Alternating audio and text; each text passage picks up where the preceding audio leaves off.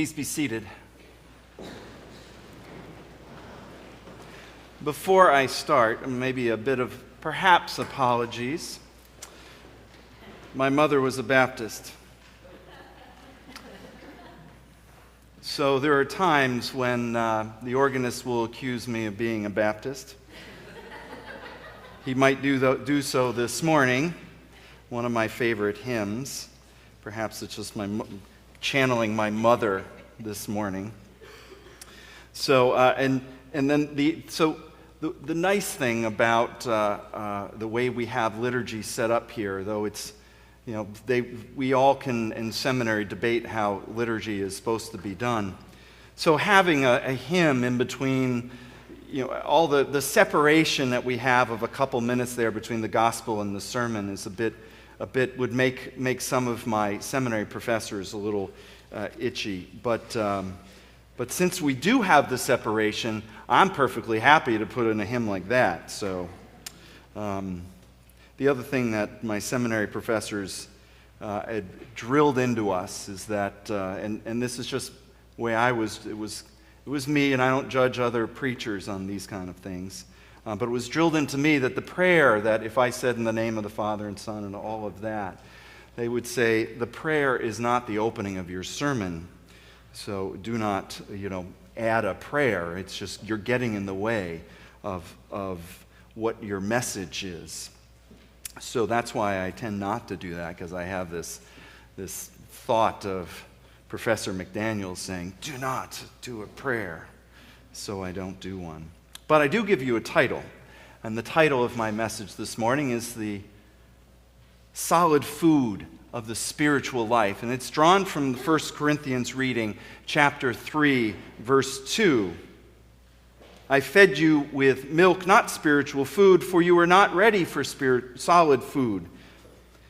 Even now you are still not ready, for you are still of the flesh. Imagine being a child in a world full of chaos and disruption.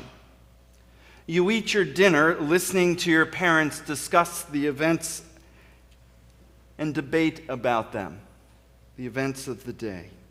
You hear the foundations of society have been shaken. It seems like the world is pulling itself apart. You see the aggravation on the face of your mother and father.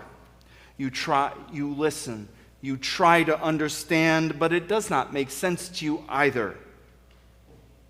Some of you might be thinking that I'm talking about our time and your dinner table, but I am not. I am looking back in history. In July of 1348, the Black Death, or the plague, arrived in Britain. It first spread along the southern coast of England, but quickly went inland.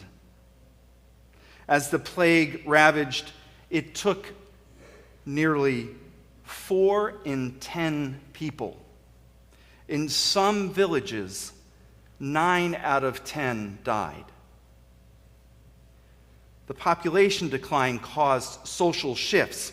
Before the Black Death, there were plenty of workers, but afterwards, labor was scarce. So people demanded better pay. Many landowners turned from crops to sheep, which were less labor intensive. Poverty and homelessness increased. People moved to cities and towns. In Britain, some 1,500 villages were deserted during the late 14th and early 15th centuries. On top of the population decline and social shifts, English kings laid claim to French thrones. The resulting war is known as the 100 Years' War. At times, England flourished because of their military success, but when the war ended, England lost its continental lands and became more isolated. The late 14th and early 15th centuries in Britain was a period of horrible diseases, significant social changes, and political and economic upheaval. The day-to-day challenge made life difficult.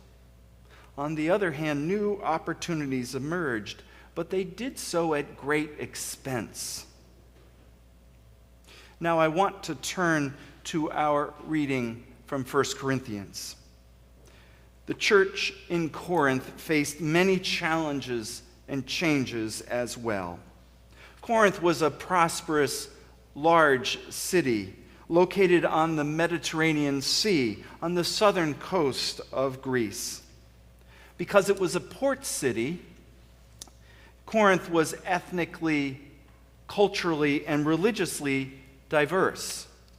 The fledgling church reflected those qualities as well. Additionally, the members of the church struggled to live together in community. In the letter, Paul writes to the church in Corinth because it was in severe turmoil. There was serious disorder in the congregation. Parishioners were fighting. Groups were vying for control. People were shouting which faction they belonged to and who was their leader. Some in the congregation were acting immorally, not caring what other people thought. Others showed disregard for new members and those learning to be Christians. And to make matters worse, the disadvantaged from lower social classes were marginalized. In short, the church was a mess. Not even sure a good interim would have helped. Paul chastises the congregation by reminding them of their spiritual life. For all Christians, the spiritual life involves growth. People start by learning about Christianity and its principles. They discover the ways God works in their lives. They begin to understand those moments of mystery when people encounter God. Paul describes this initial period as a childlike state in which people drink spiritual milk. People are infants in Christ. They have experienced rebirth but have not fully integrated the Christian way into their lives. Paul wants the Corinthians to grow up and fast.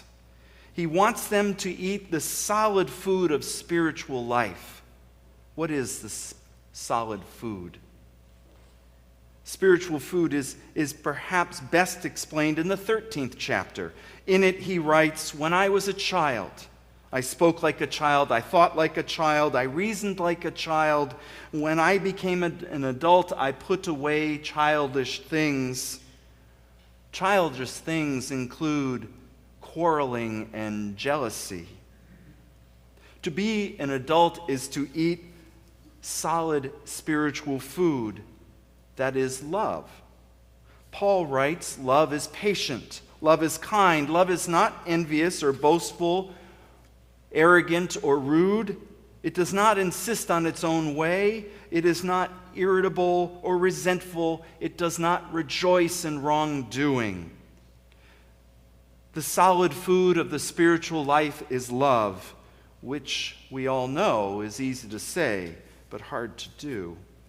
Now return with me to the late 14th and early 15th century Britain. Remarkably, while the chaos and turmoil rocked England, a certain young woman did something remarkable.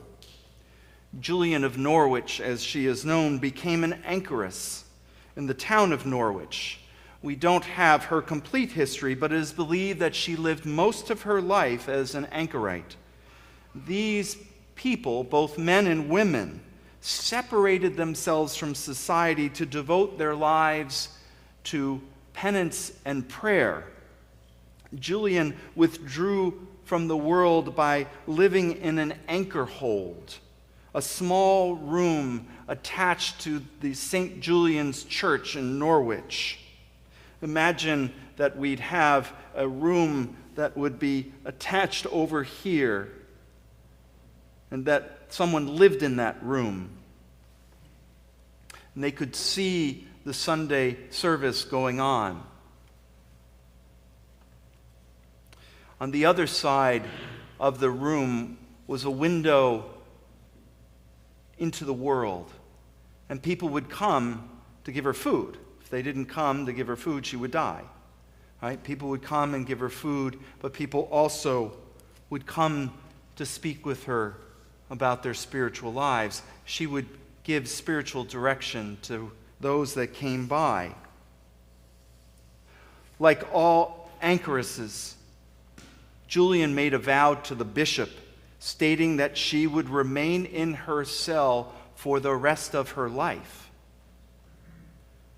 The anchorite form of the Christian life was extreme, but the times she and the nearly 1,000 people over the course of 5 centuries of the Middle Ages lived in were troubled and chaotic. Interestingly, both Paul's first letter to the Corinthians and Julian's The Revelations of Divine Love have the same focus. They both speak about the spiritual food that is love. Julian writes, "I saw that he, God, is to us everything that is good and comfortable for us. He is our clothing that for love wraps us, clasps us, and encloses us for tender love, that he may never leave us, being to us all thing that is good." Pause to consider her surroundings. She witnessed death after death, year after year. The plague horribly ravaged people she knew, maybe even those closest to her. She has seen her society turned upside down, with people homeless and hungry throughout the land. She also witnessed countless young men leave for France to fight for the king, many of these never returning. Through it all, she speaks of love. She writes, "He that made all things for love, by the same love keeps them, and shall keep them without end." Julian isn't being Pollyannish.